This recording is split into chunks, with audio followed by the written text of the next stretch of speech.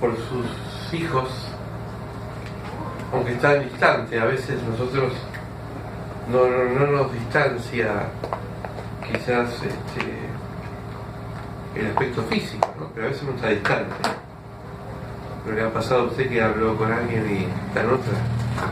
Y uno mira a alguien y me estás tomando en serio lo que te digo, y está ahí, distante, ¿no? A veces nos pasa. A veces la conexión, como decía Marina, en esta posibilidad que nos da este siglo XX, XXI, de las redes sociales y de la comunicación por la web, privilegia a algunas personas que quizás están distantes, pero que están cercanas o próximas por el corazón. ¿No? Por eso a veces la comunicación puede ser directa, puede ser de una forma muy cambiante o diversa, pero lo importante es que haya siempre del otro lado un receptor, ¿no? Decía un escritor de libro argentino que para que haya un buen libro tiene que haber un buen lector, porque si no hay, uno puede escribir algo lindo, pero si no hay alguien que lo lea. Y pasa en la música, tiene que haber un buen músico, pero un buen consumidor de la música. Dice así la carta a Filemón, un solo capítulo. Los primeros 3 versículos es un saludo. Dice: Pablo, prisionero de Jesucristo, y el hermano Timoteo, al amado Filemón, colaborador nuestro, y la amada hermana Apia, y a Arquipo, nuestro compañero en milicia, y la iglesia que está en tu casa. Es decir, que Filemón tenía una iglesia en la casa. ¿Vieron? Había muchas iglesias caseras en esa época. Dice: gracia, paz a vosotros, de Dios nuestro Padre y el Señor Jesucristo. Y acá viene lo que es el amor que Pablo sentía. Dice: doy gracias a mi Dios, haciendo siempre memoria de ti en mis oraciones. Fíjense qué conmovedor. Porque oigo del amor y de la fe que tienes hacia el Señor Jesús y para todos los santos. Siempre es bueno recalcar que santos somos todos.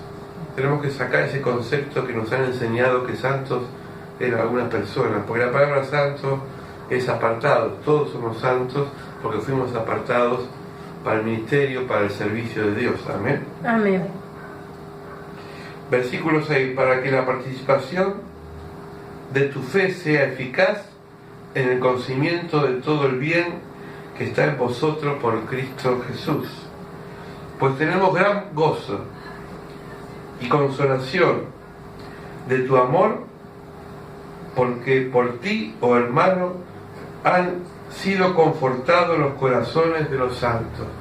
Fíjense en palabras preciosas: confortar el corazón. Cuando uno está confortado, está bien, porque se siente contenido, se siente amado, se siente escuchado.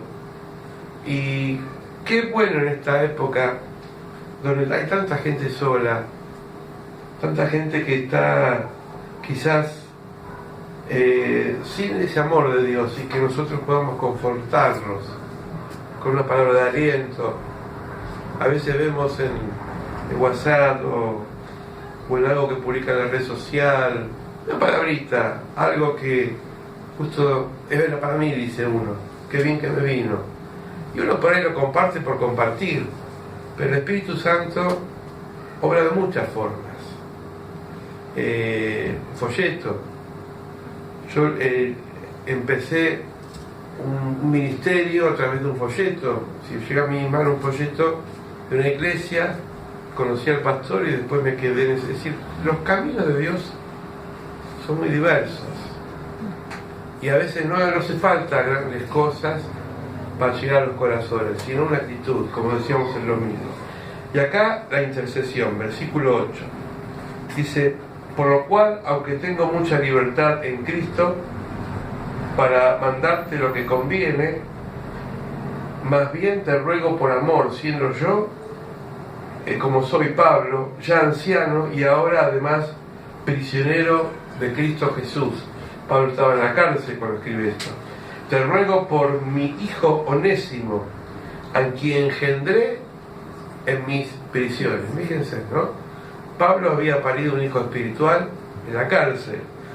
Onésimo era un esclavo y ya estaba al servicio de un amo, pero el papá espiritual, el que le dio la vida en Cristo, fue Pablo. Dice el versículo 11, el cual en otro tiempo fue inútil, pero ahora a ti y a mí nos es útil. A veces pasa, ¿no? Es una palabra fuerte esto de inútil. A mí no me gusta escucharla. Sos un inútil, ¿no? Pero a veces nosotros nos apresuramos a los procesos, porque Dios quiere con cada uno un trabajo y un tiempo, y a veces pensamos que esta persona no me es útil para el ministerio, para lo que fuere, y después con el tiempo nos sorprende y decimos, ¿cuánto has crecido? ¿Cuánto has desarrollado? Por eso a veces no nos tenemos que precipitar en sacar conclusiones del crecimiento de cada uno, porque siempre el crecimiento es personal y los procesos son personales. A veces nos acusan de ser tolerantes. Yo prefiero ser tolerante y que me acusen de ser hasta blando, pero esperar el proceso del otro y no quebrar esos procesos. Por eso el maestro por excelencia, que es Jesús, siempre esperó los procesos. Y es más, él ascendió al Padre sin ver acabados los procesos en la tierra de sus discípulos, ya que los discípulos tuvieron que seguir creciendo a través de los años. Y Pablo dice con dolor, le dice a Onésimo, a Filemón, por Onésimo, tanto a vos como a mí me era inútil antes, pero ahora me es útil, sirve para el ministerio. Pablo era una persona, por lo que vemos, de un carácter fuerte.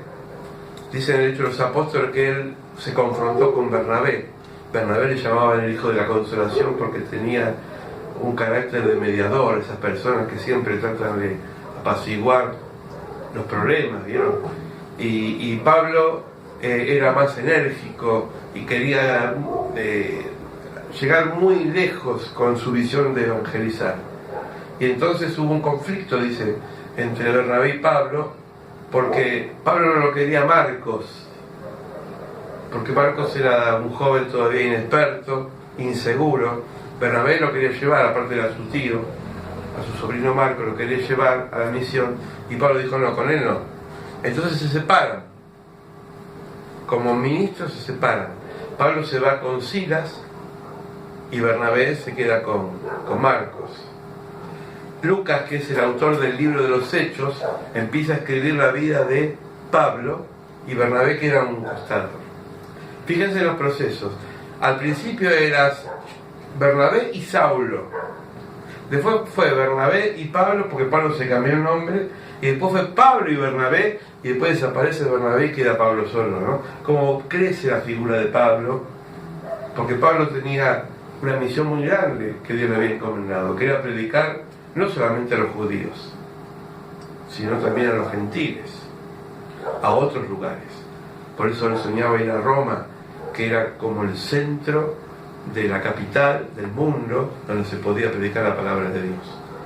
Entonces, él también dice en una de las cartas, refiriéndose a Marcos, que también fue inútil, pero después fue útil, porque lo fue a ver a la cárcel, y estuvo conmigo en las prisiones. Le dice Timoteo y también Marcos. Es decir, Pablo se habrá mordido varias veces los labios, como diciendo, ¿para qué hablé? ¿Por qué no tuve paciencia? Bueno, cada uno tiene su carácter, ¿no? Vamos al versículo 12, el cual vuelvo a enviarte tú, pues recíbele como a mí mismo. Es decir, se ve que fue liberado Onésimo y le dice a Filemón, recíbelo como a mí mismo.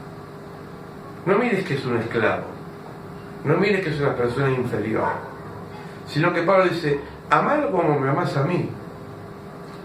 En Pablo había ese amor de Cristo, cuando Cristo dijo, si ustedes me aman, ámense como yo los he amado. Es decir, se llama amor de reciprocidad. El amor que uno dice, bueno, por amor a tal persona yo a usted amo. ¿No le han pasado a ustedes que han recibido a personas que por amor a otra persona ustedes reciben a esa persona? Por respeto a esa persona te recibo. Versículo 13. Yo quisiera retenerlo conmigo para que en lugar tuyo me sirviese a mí en mis prisiones por el Evangelio. Pero nada quise hacer sin tu consentimiento, para que tu favor no fuese como de necesidad, sino voluntario. Versículo 15, porque quizás para esto se apartó de ti por algún tiempo, para que le recibiese para siempre. Fíjense en esta relación. Onésimo se aparta de Filemón, lo instruye Pablo, y después lo vuelve a largar a la casa de Filemón. Es decir, lo discipuló, lo formó, le dio un carácter en Cristo, a un esclavo. Hoy sabemos que la esclavitud, como se entendía antes, no existe, gracias a Dios. Aunque hay otras esclavitudes. Porque siempre decimos que el ser humano, cuando está sujeto a algo, es esclavo de eso. Dice Proverbios, tenés cuidado con las deudas, porque después no sea cosa que te saquen la cama por lo que debes, ¿no? A veces uno es esclavo de las tarjetas de crédito, a veces uno es esclavo del trabajo, a veces los obreros son tratados como esclavos, porque lo echan así porque sí, de un trabajo, sin dar explicaciones. Bueno, hoy vivimos en un sistema donde puede intervenir la justicia y un abogado puede ejercer los derechos de aquel trabajador, pero antes, cuando te echaban, se echaban. Y el esclavo no tenía salario, trabajaba por el techo y la comida y era sujeto a su amo. Es decir, no tenía libertad externa. Pero sin embargo, Cristo rompe esa cadena, la cantamos hoy, la cadena de la dependencia. Y por eso este Onésimo era libre interiormente. A veces hay personas que dicen, yo no me siento libre en el trabajo, no me siento libre en mi casa, no me siento libre de donde estoy, porque me miran, porque me dicen, porque me ponen trabas. Pero la libertad no pasa por el condicionamiento externo, sino que pasa por lo que uno es por dentro. Cuando uno es libre, puede estar trabajando en algo que no le gusta, pero es libre. Pablo era libre aunque estaba preso en la cárcel. Porque la libertad cristiana, la libertad del espíritu, no está condicionada a un ambiente. Entonces, no sé si habrán leído alguna vez los libros de Madame Goujon. Ustedes, ¿con qué se come? Bueno, Madame Goujon era una mujer francesa que mucho tiempo vivió recluida en un castillo, era una esposa de un noble, por eso era Madame Goujon, una persona de... Pero no tenía libertad de salir afuera. Parece que el marido era muy posesivo y permanentemente la tenía sujeta, ¿no? Y ella sus cartas las escribía de su cuarto, casi presa por una relación posesiva. Y una de esas cartas dice, esta mujer ha viajado por el mundo, y cuando estudiamos su biografía vemos que no salió de su casa. Entonces uno se pregunta, ¿dónde está la libertad? Hay gente que dice, yo hago lo que quiero y me voy por ahí, qué sé yo, y terminan siendo esclavos de sus caprichos. Pero no son libres. Porque a veces, bajar la cabeza y decir, sí Señor, también te hace libre. Porque la libertad está dentro de uno. Por eso Dios siempre resiste la actitud soberbia. La gente que dice, yo soy libre, hago lo que quiero, pero en definitiva sos esclavo de tus caprichos. En la sujeción está la ganancia. Y está la bendición de Dios. Y esto lo entiende una persona que fue sujeto. Por eso Jesús, cuando el centurión, ¿se acuerdan que el centurión, que era un romano, un capitán romano, que tenía a cargo una centuria, dice, Señor, no entres, no vayas a mi casa, di una palabra que mi siervo será salvo.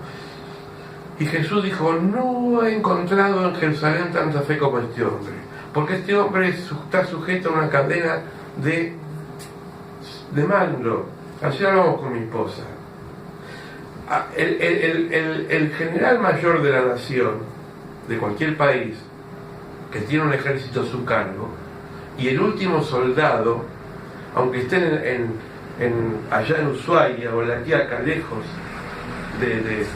de centros de comando, pertenece a una cadena, y ese general tiene que velar por ese soldado.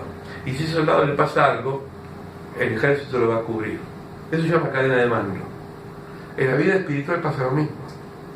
Hay una frase que me gusta y ahora la comparto mucho, que dice: pertenecer tiene sus beneficios. Cuando pertenece al cuerpo de Cristo, tiene sus beneficios. Hoy decía la hermana, no sé si la hermana Lidia o Marina, sí, Lidia decía que por las oraciones, las oraciones de acá y las oraciones de otra iglesia, eso es la cadena de mando espiritual. Cuando intercedemos, cuando sabemos que no estamos solos y que hay alguien que vela por nosotros, aunque no esté al lado nuestro. Pablo no estaba al lado de Filemón, porque estaba preso, estaba limitado y condicionado por su prisión, pero era libre y tenía ascendencia sobre Filemón. Y le puede decir: mira, cuidalo a Onésimo, como vos me amás a mí, amalo a él. ¿Me entienden? Amén. Seguimos. Versículo 16. Ya no como esclavo, sino como más que esclavo, como hermano amado. En Dios no hay categorías de sirvienta, de servidumbre, de empleada o de patrón. Somos todos iguales. Y la relación entre la otra persona se teje en la medida que esa persona es amada por el amor de Dios. Y esto es revolucionario, porque uno puede llegar al corazón de alguien por medio del amor. Y solamente el amor. El amor que cubre todas las faltas, el amor que todo lo perdona, el amor que todo lo soporta. En esta última etapa con la pastora estamos tratando algunos matrimonios, ministrándolos. Algunos son de la iglesia y otros no son de la iglesia, están fuera de la iglesia, pero Dios nos pone en el camino. Y llegamos a la conclusión que lo que dice el libro de los Proverbios: el amor cubre toda la falta. Cuando hay amor, hay justificación. Y cuando hay justificación, hay perdón de los errores. Por eso uno dice: yo me enamoré del muchacho o de la chica, y de pronto me doy cuenta a los 3 meses que es malo o que tiene ese carácter. Hay dos preguntas que uno se tiene que hacer: o no lo conocías o dejaste de amarlo. Porque cuando uno lo ama, perdona sus defectos. Perdonar no quiere decir justificar, no quiere decir que hay que corregir, porque si no entraríamos en una especie de relación enfermiza. Lo que hay que hacer es: te amo, quizás no me gusta esta forma de ser, pero vamos a luchar juntos para seguir adelante. Y el amor fraterno es igual. ¿Cuántas veces en la iglesia hay hermanos que no me simpatizan? ¿O no? Que no son de mi agrado. Nos pasa. Uno quisiera tener a la iglesia los hermanos con cierto carácter, aquel que me sonríe, pero a veces Dios te manda a alguien que tiene un carácter agrio. Y sin embargo, el amor cubre toda la falta y tenés que tratarlo de la misma manera que tratás a aquel que te es fácil. Ustedes dos en un corso. Bueno, sin pelearse. Versículo 18. 17. Así que, si me tienes por compañero, recíbele como a mí mismo, le dice a Filemón sobre Onésimo. Y si en algo te dañó y te debe, ponelo a mi cuenta. Esto es la misma línea del samaritano. ¿Se acuerdan lo que hizo el samaritano? Cuando vio un herido en el camino, lo llevó a una posada y pagó de su bolsillo los gastos. sin conocerlo.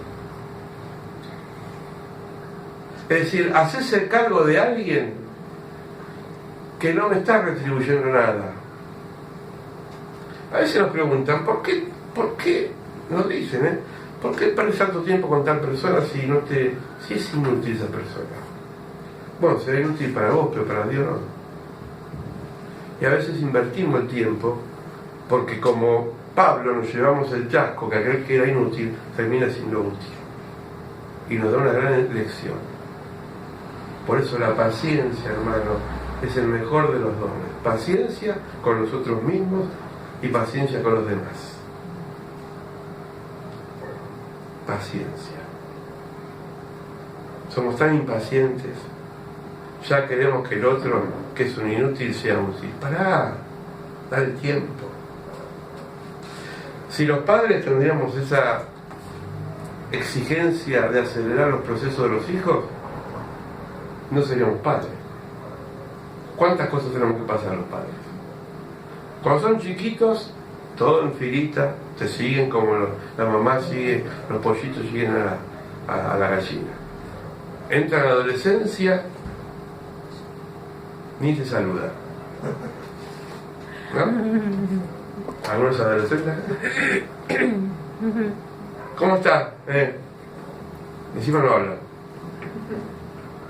Lo recuperás al tiempo, pero en ese momento no existe. ¿A mí qué me vas a decir? Yo ya me la conozco toda. Y tenés que bancarte que no la conoces toda. Que se golpee. Y que elijan camino a veces que no son los buenos. Pero los amás. Y todos son grandes, que te traen nietos y que ya te da cierto... Pero vos ya estás más del lado del arpa que de la guitarra. ¿Viste? Sí. Trabajé toda la vida para disfrutar cuando yo estoy... Bueno, así es la vida. Los procesos naturales nos enseñan a que tenemos que ser pacientes.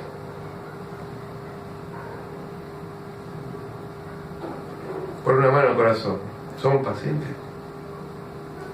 Pablo, viejo, ya anciano, seguramente con canas, o no sé si tendría pelo, pero ya anciano, empezó a tener un amor diferente a ese Pablo enérgico que le dijo un día a Bernabé: llévate a Marcos, no lo quiero. Lo mismo le pasó a Juan. Juan, en la isla de Patmos, siendo anciano, aparte de escribir el Apocalipsis, escribió unas cartas. Primera carta de Juan, segunda y tercera. La primera carta de Juan es una carta de amor. Dice: amémonos, hermanos, con un amor genuino y verdadero. Juan, vos lo ves joven cuando estabas con Jesús. Dijo: Señor, porque no te bendicen que se encienda fuego del cielo y los queme a todos estos samaritanos. Le llamaban el hijo del trueno. Hoy diríamos otro sustantivo que no puedo decir del púlpito, ¿no? Era bravo. Y después fue el apóstol del amor. Porque Dios te cambia. Dios te va amansando como ese caballo salvaje que es domesticado y al principio el jinete se tiene que golpear y lo tira al piso y después termina siendo un caballo manso. Así hace con nosotros. Una vez había un hermano que partió con el Señor, que yo lo conocí cuando yo empecé mis primeras etapas del Evangelio, que tenía toda la fuerza y qué sé yo. Y él me miraba así, de los anteojos finitos, tenía así en mirar. Y le digo: che, qué amor que tenés vos. Y me dice: vos, bueno, me conociste hace 20 años atrás. Claro, Dios lo cambió. ¿Cuánto tuvo que crucificar de su yo? Procesos. Dice el versículo 20: sí, hermano, tenga yo algún provecho de ti en el Señor, conforta mi corazón en el Señor. Está diciendo: mi corazón se ha confortado con el trato que vas a tener vos, Filemón, hacia Onésimo. Y te he escrito confiando en tu obediencia. Palabra que parece hoy obediencia. sabiendo que harás aún más de lo que te digo. Prepárame también alojamiento, pobre Pablo, no salió nunca de la cárcel, pero porque espero que por vuestras oraciones os seré concedido. Fíjense, esto se llama rendirse al Señor. Pablo no salió de la cárcel. Dicen Hechos de los Apóstoles que en el último libro, el último capítulo de los Hechos, dice que él estaba preso, pero tenía ciertas libertades de que lo iban a ver a él, pero estaba preso. Según la tradición, no está en la Biblia, según la tradición, dice que lo mandaron a decapitar, murió, le cortaron la cabeza, murió mártir. Es decir, que no pudo ir a la casa, a la iglesia de Onésimo que se reunía en la casa. Pero él decía, igual ruego por las oraciones. Y al final, es un broche de oro, dice, te saluda Epafras, mi compañero de prisiones, por Cristo Jesús. Fíjense, en una iglesia en la cárcel tenía. Marcos, Aristarco, Demas y Lucas, mis colaboradores. ¿Cuánto en gana? La gracia de nuestro Señor Jesucristo sea en vuestro espíritu. Amén. Esta es una carta modelo donde nos enseña, por lo menos a mí, a cómo tenemos que comportarnos en la vida. A cómo tenemos que a veces bajar un cambio y decir, yo tengo que esperar los procesos de mi hermano. Ayer me decía alguien, ahora estamos hablando de las parejas jóvenes, ¿no? Son una alusivo a nadie, ¿no? Pero fíjense cómo Dios es inteligente y sabio, que forma las parejas para complementar, y uno es negativo y otro es positivo, como la corriente, ¿no? Y uno es eléctrico y otro es agua de tanque, ¿no? Y el eléctrico quiere agarrar agua de tanque y ahorcarlo porque no reacciona. Y el agua de tanque dice, pará, despacito. Pero si los dos serían eléctricos, ¿qué pasa cuando hay dos cables positivos? ¿Salta? Sí. Y si los dos serían agua de tanque, bueno, se viene la casa abajo.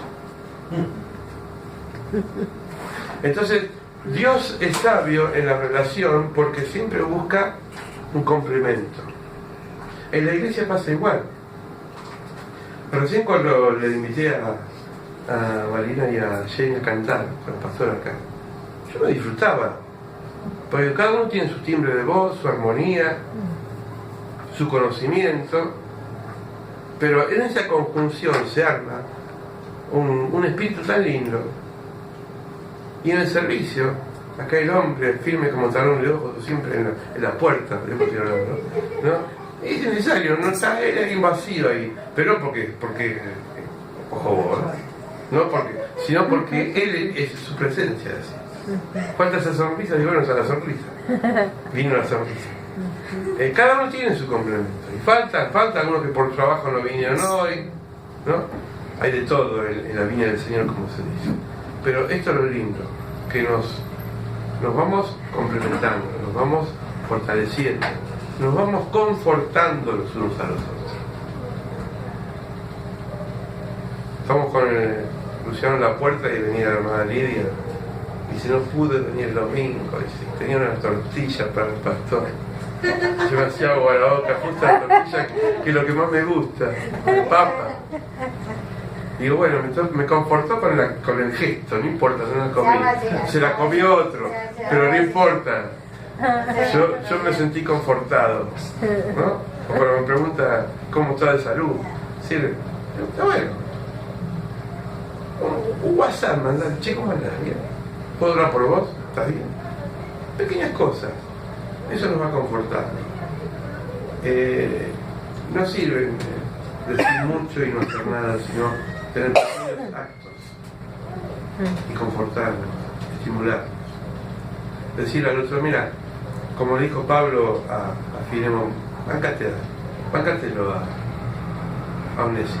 Uno le puede decir al otro, aguántalo un poquito más ahí, tened paciencia, no lo tires por la borda. Por ahí ese inútil termina siendo un gran útil para tu vida. Amén. Amén. Vamos a orar. Padre, que esta carta que hemos leído, preciosa carta que le escribió de puño y letra Pablo a un hijo espiritual que parió en la cárcel, llamado Filemón, mediando por este Onésimo, este esclavo, que le pedía, le rogaba, Señor, que lo trate como a él mismo. Vemos, Señor, en Pablo ese amor que tú depositaste en su vida y cómo lo forjaste en la fe y le diste, Señor, esperanza, aún limitado por su prisión, Señor. Pero él estaba libre interiormente. Hay mucha gente que camina en la calle y se siente libre y está esclava. Esclava de sus caprichos, esclava de sus deseos negativos, de su forma de ser, que siempre piensa que los demás no lo quieren, que no sirve para nada. ¿Cuánta gente, Señor, que cree que es libre y está esclava? Pero nosotros disfrutamos de esta libertad, la libertad que tú nos diste en el Espíritu. Por eso bendice esta palabra, que cale en lo profundo de nuestro ser, la podamos meditar, rumiar, masticar, leer y sentirnos confortados, así como Pablo confortó la vida de su hijo espiritual. Gracias, Señor, porque estamos aquí con un propósito, de animarnos los unos a los otros, de ser de bendición y de bendecir, de dar y recibir, esperar y acompañar, contener y escuchar, y tener la posibilidad de que esta construcción la hacemos en conjunto, como familia, sobre todo con tu presencia en nuestras vidas. En el nombre de Cristo Jesús te bendecimos, Padre. Amén.